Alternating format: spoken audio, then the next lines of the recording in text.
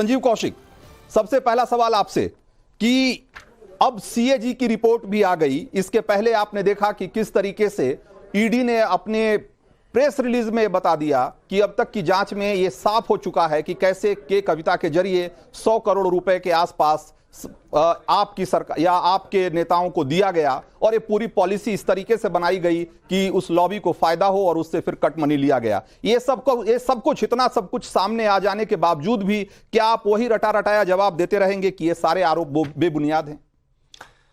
जब इतने रिपोर्ट आ गए, इतने ये नए नए ताजे ताजे खुलासे हो रहे हैं, तो इस आधार पर तो आज ही अरविंद केजरीवाल को गिरफ्तार कर लेना चाहिए। अब सवाल यह है कि ईडी भी प्रेस कॉन्फ्रेंस कर रही है, वो भी राजनीतिक दल के जैसे सीधा खुलेआम वो फील्ड में आके कर रही है। क्या देश की जनता ये बात नहीं समझ पा रही है कि एक शराब घोटाला के नाम पर पिछले कई महीनों की बात छोड़ दे, अब तो सालों में ये गिनती चली गई है, लगातार ये खेल रचा जा रहा है। क्या तमाम भ्रष्टाचारी या तमाम इस तरह के करप्शन करने वाले भारतीय जनता पार्टी के बाहर के लोग जो विपक्षी दल के लोग हैं वही लोग भ्रष्टाचारी हैं? क्या उन्हीं लोगों को टारगेट किया जाएगा?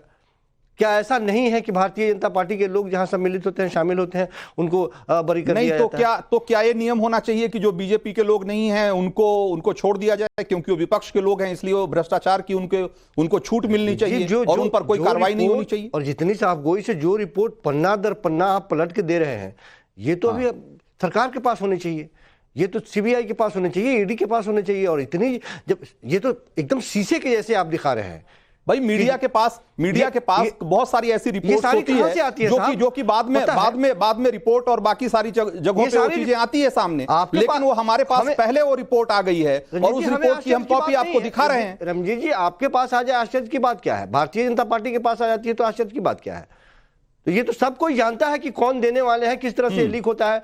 ईडी प्रेस कॉन्फ्रेंस करने लगी है। क्या रिपोर्ट लीक हो गई? आपका सारा फोकस इस बात पे कि आपके पास रिपोर्ट कैसे आ गई, इसका आपके पास कोई जवाब नहीं है कि इस रिपोर्ट में जो कहा गया है, जो सीएजी इस देश की एक संवैधानिक संस्था वो कह रही है, उसकी रिपोर्ट में कहा जा रहा है कि आपकी गलत नीतियों की वजह से, गलत फैसलों की वजह से 2000 करोड़ का नुकसान हुआ। इसका आप कोई जवाब नहीं देंगे। आप ये इस बात पे आप जिरह करेंगे, इस बात पे सवाल उठाएंगे कि हमारे पास रिपोर्ट कैसे आ गई? जी, तमाम संस्थानें तो संवैधानिक ही हैं, संवैधानिक संस्थानों पे ही तो प्रश्न खड़ा किया गया है, उसी के अगेंस्ट में तो कोर्ट तक जाने की नौबत आई है। जिस संस्थान के द्वारा, जिसे हम संवैधानिक संस्थान और बड़े शान के साथ जिसकी गाथा गाते थे, आज उसको किस तरह से भारतीय जनता पार्टी ने बना दिया है, उसी के अगेंस्ट में पहली बार भारत के इतिहास में तो पहली बार, अभी तक तो तमाम राजनीतिक दल कोर्ट गए, कोर्ट ने भी आपसे पूछा ना कि भाई आप पेश क्यों नहीं हो रहे हैं, आपको बार बार समन दिया जा रहा है, आप क्यों पेश नहीं हो रहे हैं?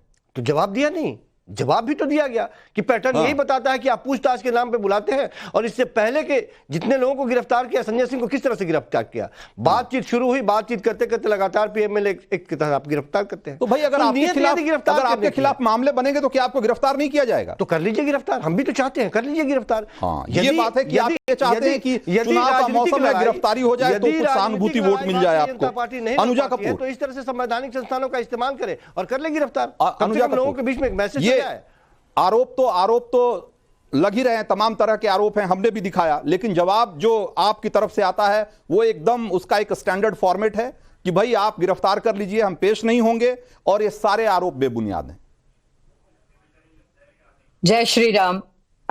मुझे लगता है कि आरोप की बात जहां पर आती है तो वो वहां पर ये ऑलरेडी सिद्ध हो जाता है जिस वक्त अरविंद केजरीवाल जी बेल ले लेते हैं। बिकॉज एज अ लॉयर मैं आपको बता देती हूं, जब आप कोई गुनाह करते हैं, आप बेल उसी बयान पर लेते हैं, उसी गुनाह, उसी एविडेंस और उसी एक्ट पर लेते हैं। आपने बेल ले ली तो यहां पर हर मुद्दा वही फेल हो गया। जहां पर ये कह रहे हैं कि हमने कुछ नहीं किया, वहां पर अपने आप को गुनाहगार दिखाते हुए तभी तो बेल ली।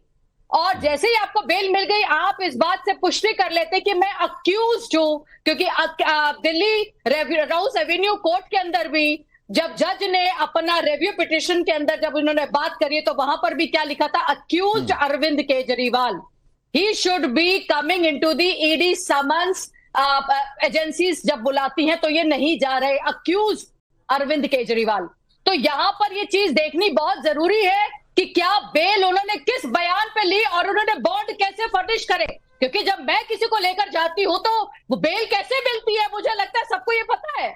और क्यों दी जाती है ये भी पता है, क्योंकि जो एक आम आदमी है, आप और मैं होंगे, तो अगर मैंने कुछ गुनाह किया है और मुझे कोर्ट बुलाएगी या मुझे ईडी बुलाएगी तो मैं वहां जाऊंगी और प्रेजेंट होंगी, और अपने साथ जैसे कि अमित शाह और मोदी जी गए सीबीआई में और वहां जाके उन्होंने पेश हुए, एक आम जनता जिसको प्रिविलेजेस नहीं है अरविंद केजरीवाल की तरह कि वो इस तरह का ड्रामा कर सके, जो अपनी गद्दी को छोड़ नहीं पाए और लोगों को कहते थे कि पहले गद्दियां छोड़ो और उसके बाद बात करेंगे जब इन्वेस्टिगेशन की बात होती है, तो अपनी गद्दी पे तो चिपक के बैठे रहे, और आज जिन पैसों से इन्होंने कांग्रेस को हटा दिया, ठीक है, आज वही कांग्रेस उनके हर जगह ठीक है, पर, उनके हर सवाल ठीक है, सवाल ये भी है कि हालांकि जब इतने सारे सबूत, इतने सारे इन्वेस्टिगेशन में इतनी सारी चीजें सामने आ चुकी है, बावजूद इसके अरविंद केजरीवाल को गिरफ्तार क्यों नहीं किया जा रहा, ये भी एक सवाल है। लेकिन इस सवाल को लेकर आगे बढ़ेंगे, लेकिन उससे पहले जरा हम अपने संवाददाता का रुख कर लेते हैं। हमारे साथ अनुज मिश्रा हैं। अनुज, हमने जो खुलासा किया आज की, ये सीएजी की रिपोर्ट बताती है कि किस तरीके से आप सरकार की गलत नीतियों की वजह से 2000 करोड़ का नुकसान हुआ। अभी तक हम सिर्फ ये जानते थे कि जिस तरीके से शराब नीति बनाई गई, नई शराब नीति बनाई गई, उसकी वजह से बहुत एक बड़े कार्टेल को बड़ा फायदा हुआ, और उस फायदे में से 100 करोड़ रुपए ऐसा आरोप है कि आपके नेताओं को या उसके इलेक्शन फंड में दिया गया। अब ये नई रिपोर्ट है वो कहती है कि वो 100 करोड़ रुपए का जो किकबैक हुआ, वो जो घूस लिया गया है, वो तो एक अलग चीज है, उसके अलावा भी इसके रिपरकशन हुए, उसके अलावा भी बहुत सारी इसके परिणाम निकले, और वो परिणाम उसमें से एक ये है कि 2000 करोड़ रुपए का नुकसान हुआ दिल्ली के खजाने को। अब इस रिपोर्ट के बाद, इस खुलासे के बाद आपको क्या लगता है दिल्ली की सियासत और अरविंद केजरीवाल की मुश्किलें कितनी बढ़ने वाली?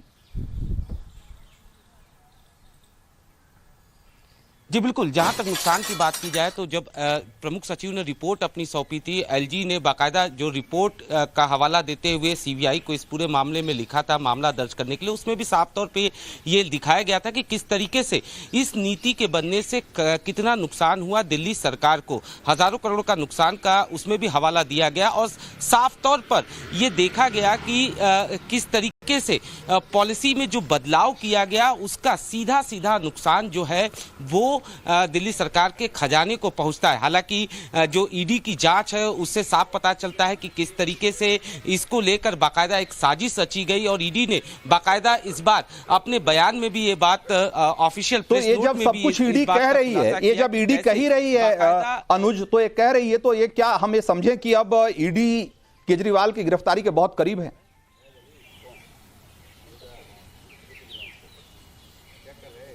जी देखिए, इस बाबत ऑफिशियल आधिकारिक तौर पर ज्यादा कुछ ईडी नहीं कह रही है, लेकिन जिस तरीके से ईडी का शिकंजा कसता जा रहा है, ऐसे में ये कहना गलत नहीं होगा कि केजरीवाल के लिए आगे आने वाला समय आसान नहीं होगा, और यही वजह है कि खुद केजरीवाल इस बात को समझते हैं, जिसकी वजह से उन्होंने हाईकोर्ट का दरवाजा खटखटाया। जाहिर तौर